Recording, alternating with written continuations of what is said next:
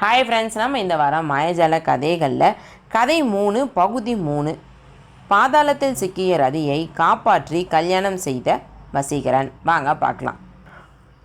போன வாரம் கதை எதோட முடிந்தது அப்படின்னா, வசீகரன் தன் அண்ணன்கள் துரோகத்தால் மனமுடைந்து வீட்டை விட்டு கிளம்புறாரு. கனவுல ரதி என்னை காப்பாத்துங்க வசி அப்படின்னு சொல்கிறாங்க. ரதியை தேடி வசீகரன் புறப்படுறாரு. போகிற வழியில் 3 நண்பர்கள் கிடைக்கிறாங்க. பொன்பொருள் தேடி 4 பேரோட பயணம் தொடங்குது. இந்த வார தொடர்ச்சியை நம்ம இப்போ பார்க்க ஆரம்பிக்கலாம். 3 பேரோட திறமையும் 4 பேரும் முன்னேறி போகிறதுக்கு ரொம்ப ஈஸியாக இருந்தது. வழியில் குறுக்கிட்ட ஒவ்வொரு மலையையும் சிவா நகர்த்தினார். ஒவ்வொரு காட்டிலையும் பாபு மரங்களை பேத்து எடுத்தார். ஒவ்வொரு முறையும் ஆறு குறுக்கிடும்போது மூர்த்தி அதை விளக்க வச்சார். அதனால் அவங்களுடைய பயணம் ரொம்ப எளிதாக இருந்தது. கொஞ்ச நேரம் எல்லோரும் ஓய்வெடுக்கலாம் அப்படின்னு முடிவு பண்ணுறாங்க. வசீகரனை தவிர எல்லாருமே தூங்குறாங்க. ஆனால் வசீகரன் கண்ணை மூடினாலே ரதியோட முகம்தான் தெரியுது. பார்த்தது கூட கிடையாது. ஆனால் ஏதோ 7 ஜென்மங்கள் சேர்ந்து வாழ்ந்து பிரிஞ்சது போல் அவருடைய மனசுக்குள்ளே அவ்வளோ ஒரு வலி. நம்ம எப்படி ரதியை தேடுவோம்? நம்ம போகிற வழி சரியா அப்படின்னு குழப்பத்தில் இருக்கார். அந்த நேரத்தில் ஒரு முனிவர், சரியான பாதையில் தான் நீ போய்கிட்டு இருக்கா அப்படின்னு சொல்லிட்டு உடனே மறைஞ்சு போயிடுறாரு. எல்லாருமே மறுபடியும் நடக்க ஆரம்பிக்கிறாங்க. முடிவில் ஒரு பெரிய காடு வருது. அங்கே ஒரு குடிசை இருந்தது. 4 பேருமே உள்ளே போய் பார்க்குறாங்க. குடிசை காலியாக தான் இருந்தது. இன்றைக்கி நைட்டு இங்கேயே தூங்குவோம் அப்படின்னு வசீகரன் சொல்கிறாரு. 4 பேருமே செம்ம டயர்டு. எல்லாருமே அசந்து தூங்குறாங்க. பொழுது விடிஞ்சதுமே, சிவா நீ எங்களுக்கு சமைச்சு வை, நாங்கள் போய் வேட்டையாடிட்டு வர்றோன்னு வசீகரன் சொல்கிறாரு. 3 பேரும் வெளியே கிளம்புறாங்க. சிவாவும் எல்லாருக்கும் சமைச்சு முடிச்சிடுறாரு. கொஞ்சம் டயர்டாக இருக்குன்னு படுப்போன்னு படுக்கிறாரு. திடீர்னு வேகமாக யாரோ கதவை தட்டுறாங்க. கதவை திற அப்படின்னு யாரும் அரட்டுற குரல் கேட்குது. நான் ஒன்றும் உனக்கு வேலையாள் கிடையாது அப்படின்னு சிவா சொல்கிறாரு.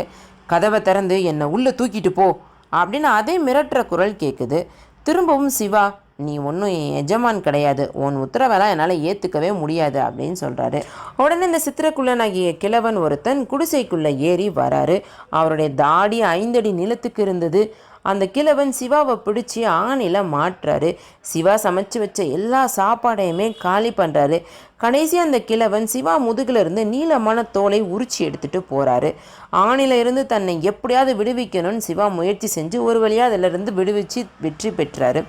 திரும்பவும் சாப்பாடு செய்ய ஆரம்பிக்கிறாரு. அதுக்குள்ளே நண்பர்கள் எல்லாருமே திரும்ப வந்துடுறாங்க.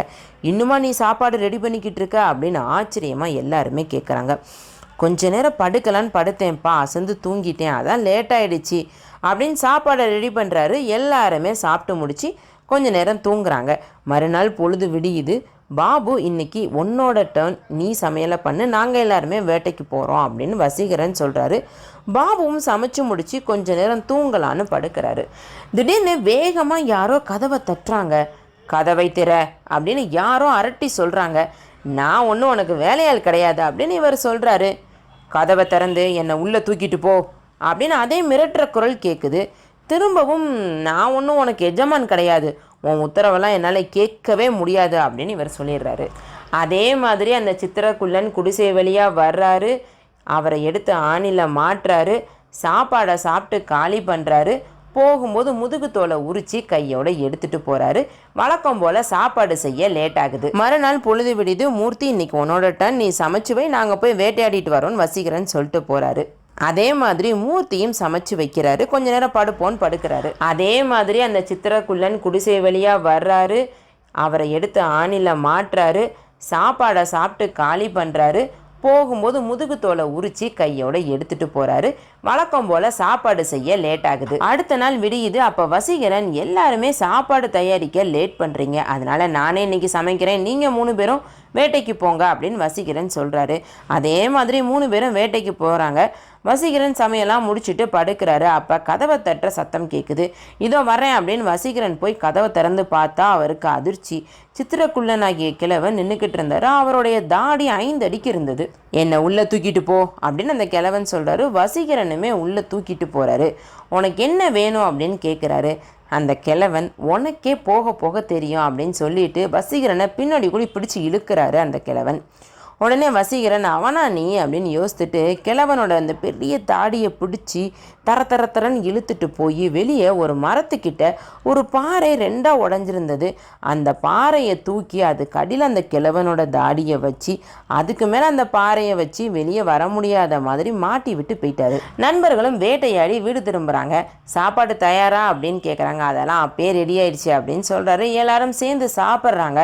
அதுக்கப்புறமா வசீகரன் வாங்க நான் உங்கள் எல்லாருக்குமே ஒரு அதிசய காட்சியை காட்டுறேன் அப்படின்னு அந்த பாறைக்கிட்ட கூட்டிகிட்டு போகிறாரு. அங்கே போய் பார்த்தா அந்த சித்திரக்குள்ளனாகிய கிழவன் அந்த இடத்துல இல்லை, காணோம். அப்புறம் வசீகரன் நடந்த எல்லாத்தையுமே தன் நண்பர்கள்கிட்ட சொல்கிறாரு. அவருடைய நண்பர்களும் இந்த கிழவன் தம்மை ஆணில மாட்டினதை பற்றியும் முதுகிலிருந்து நீளமான தோலை உரிச்சு எடுத்துகிட்டு போனதை பற்றியும் சொல்கிறாங்க. இவ்வளவு மோசமான ஒருத்தனை நம்ம சும்மா விடவே கூடாது, வாங்க தேடி போகலான்னு 4 பேரும் கிளம்புறாங்க. இந்த வார கதை இதோட முடியுது. இனி வர்ற வாரங்களில் இதோட தொடர்ச்சியை நம்ம பார்க்கலாம். இந்த வீடியோ உங்களுக்கு பிடிச்சிருந்தது அப்படின்னா உங்கள் ஃப்ரெண்ட்ஸ் கூட ஷேர் பண்ணுங்கள், லைக் பண்ணுங்கள், விருதை பொண்ணு சேனலை சப்ஸ்கிரைப் பண்ணுங்கள். நன்றி, வணக்கம்.